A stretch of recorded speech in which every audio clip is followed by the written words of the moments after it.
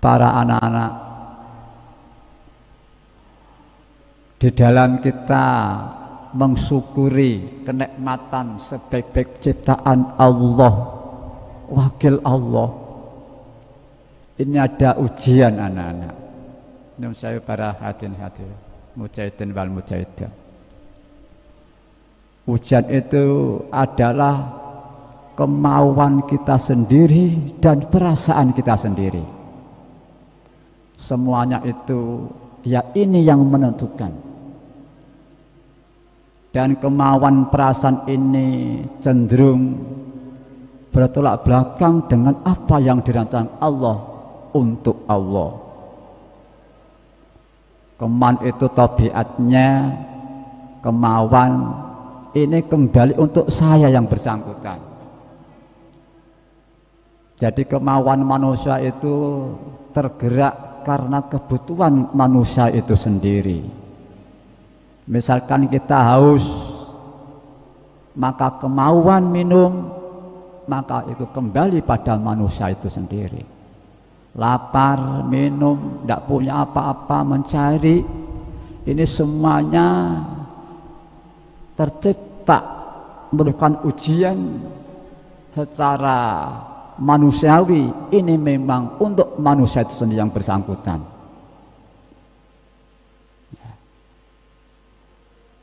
Pemanfaatan ujian seperti ini, kontradiksi ini, kita dicinta untuk Allah, tapi nyatanya kita bergerak untuk saya. Nah ini solusinya anak-anak. Misalkan kita belajar, kita pergi entah ke pasar atau mana, ini memang pembawaan manusia untuk saya. Solusinya harus ditumpangi niat lillah istilah ya. Misalkan kita sakit minum obat atau jamu, ini secara umum manusia yang belum sadar pada Allah, yang belum dipanggil hatinya oleh Allah, semua itu digerakkan untuk kemauan, kebutuhan manusia itu sendiri. Kita ke pasar sebagai ibu rumah tangga, digerakkan kebutuhan rumah tangga itu sendiri. Kita belajar, anak-anak digerakkan kemauan untuk manusia itu sendiri, dan seterusnya. Pokoknya segala kemauan di dunia ini itu kontradiktif dengan apa yang dirancang untuk Allah itu. Inilah satu ujian.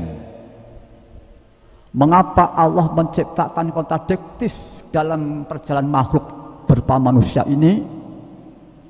Ujian kendaraan kemauan dan perasaan ini menunjukkan bahwa Allah akan menyintai, akan membuktikan ghafar-ghafurnya, akan membuktikan fazlnya, kasih sayangnya, penolongnya, dan seterusnya.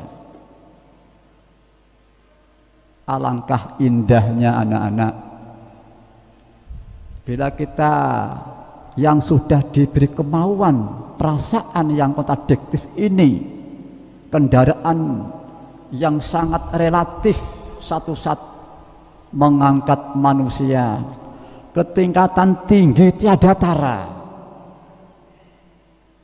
Di saat manusia melaksanakan tugas sebagai hamba Allah, di saat manusia melaksanakan tugas sebagai khalifah wakil Allah, maka dia berangkat disertai niat lillah.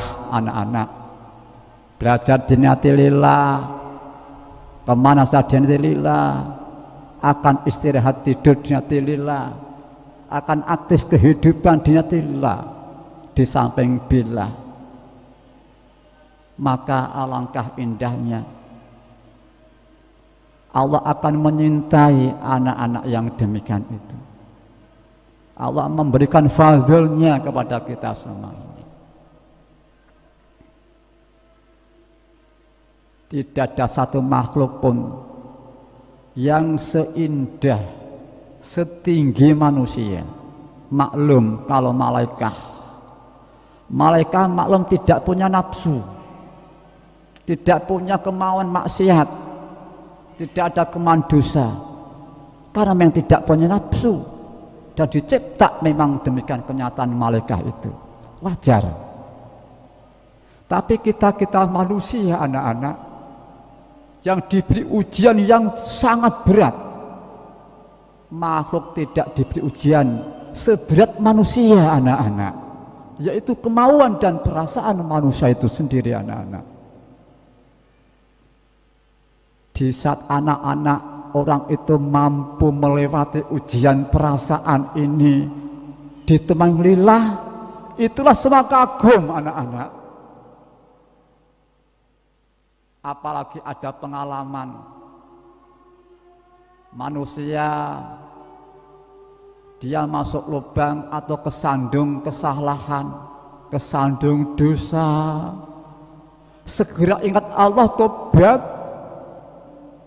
istighfar, terus itu dinatilillah istighfar tobatnya, semua kagum, malaikat kagum.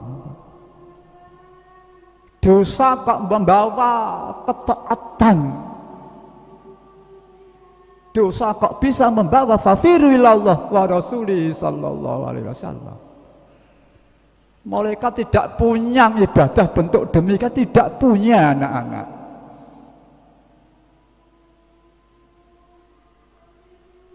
Alangkah indahnya manusia, tapi manusia,